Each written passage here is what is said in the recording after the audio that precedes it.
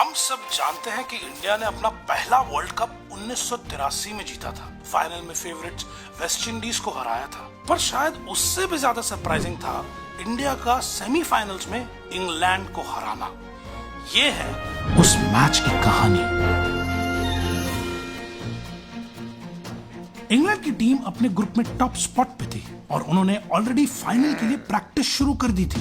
दूसरी ओर थी भारतीय टीम, जिसने कभी सोचा भी नहीं था कि वो ग्रुप स्टेज भी पार कर पाएंगे। पर सेमीफाइनल्स तक आते आते टीम में एक होप थी कि शायद ये वर्ल्ड कप घर ले जा सके। मैच के पहले इंडियन टीम ऑब्वियसली काफी अंडर प्रेशर फील कर रही थी।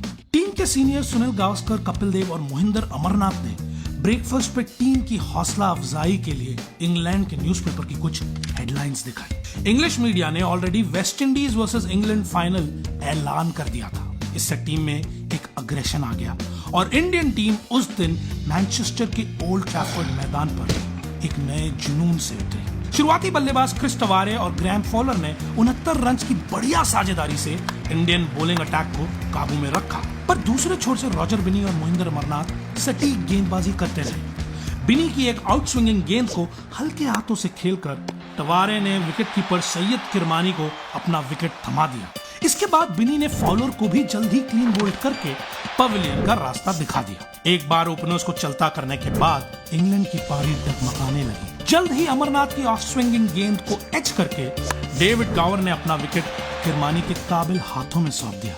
इससे इंग्लैंड का मिडिल ऑर्डर एक्सपोज हो गया। सरफेस के स्लो होने का भरपूर फायदा उठाया मीडियम पेसर्स कीर्ति आजाद और अमरनाथ ने। धीरे धीरे पूरा मिडिल ऑर्डर पवेलियन के अंदर था और आजाद की एक लो बाउंसर को पुल करने के चक्कर में उस समय के दिग्गज batsman Ian Botham bold out हो गए। इस विकेट के गिरते ही मानो ओल्ड ट्रैफर्ड मैदान में भारतीय सपोर्टर्स की लहर दौड़ उठी। कई स्पेक्टेटर्स टीम के साथ साथ सेलिब्रेट करने ग्राउंड पे दौड़े चले आए। उनमें से कईयों ने आजाद की जेब में 50-50 पाउंड के नोट भर दिए। ये नोट्स आज भी उनके पास रखे हैं। इसके बाद कपिल देव ने आजाद से इस डिलीवरी के बारे में पूछा कि उनकी गेंद ने बहुत कम बाउंस किया था और स्विंग भी बहुत हुई थी। ऐसा अक्सर होता नहीं है। आजाद ने ये कमाल कैसे किया था?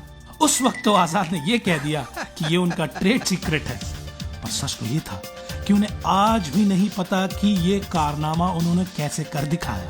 इनिंग्स ब्रेक पे इंग्लैंड की पारी सिमट चुकी थी सिर्फ 213 रन पे। अचानक ऐसा लग रहा था कि शायद अब इंडिया की टीम, जिसने इस वर्ल्ड कप के पहले सिर्फ एक वर्ल्ड कप मैच जीता था, वाकई फाइनल तक पहुंच सकती थी। अब बारी थी भारतीय पारी की। इंडियन साइड से ओपन कर रहे थे लिटिल मास्टर सुनील गावस्कर और क्रिश श्रीकांत। दोनों ने साथ में 46 रन बटोरे और इनिंग्स की तगड़ी नींव रखी।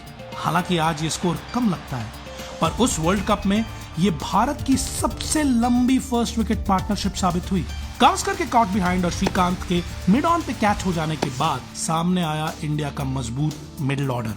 ताबड़तोड़ बल्लेबाज यशपाल शर्मा और मोहिंदर अमरनाथ ने बड़े ही सधे हुए अंदाज में अंग्रेजी बॉलर्स का सामना किया। कोई भी अननीडेड रिस्क ना लेते हुए सिंगल्स और डबल्स की एक बेहतरीन साझेदारी बनाई। यशपाल शर्मा ने अपनी पारी में 2 ऐसे छक्के लगाए जिन्होंने न केवल आसमान भेद दिए, बल्कि अंग्रेजी टीम की सारी उम्मीदों में भी छेद कर दिया।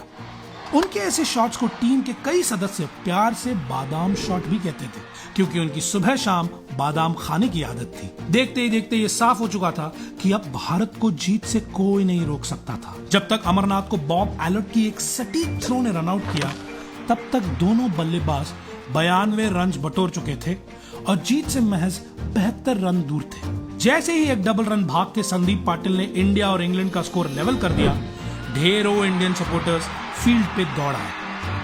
क्योंकि इंडियन सपोर्टर्स अधिकतर लेग साइड के स्टैंड पे स्थित थे, अंग्रेजी कप्तान विलिस ने अपनी टीम के सभी सदस्यों को ऑफ साइड पे खड़ा कर दिया, जिससे खेल के समाप्त होते ही उनके पवेलियन सुरक्षित लौटने का रास्ता साफ हो। विलिस की अगली गेंद पे पाटिल की फाइन एज लगी और सारे फील्डर्स और बॉलर्स स्पेक्टेटर्स की भीड़ से बच के पवेलियन की तरफ भाग निकले। और इसी के साथ पाटिल ने सिर्फ 32 गेंदों में अपनी हाफ सेंचुरी पूरी की और भारत को फाइनल्स में ला खड़ा किया। इंग्लैंड के बहुत सारे सपोर्टर्स ने फाइनल्स की टिकट पहले से ही बुक कर ली थी। मैच के बाद ये सारी टिकट्स उन्हें भारतीय सपोर्टर्स को बेचनी पड़ी और इस तरह एक अंडरडॉग टीम ने एक क्रिकेटिंग जायंट को हरा के इंडियन स्पोर्ट्स हिस्ट्री का एक नया अध्याय लिखती।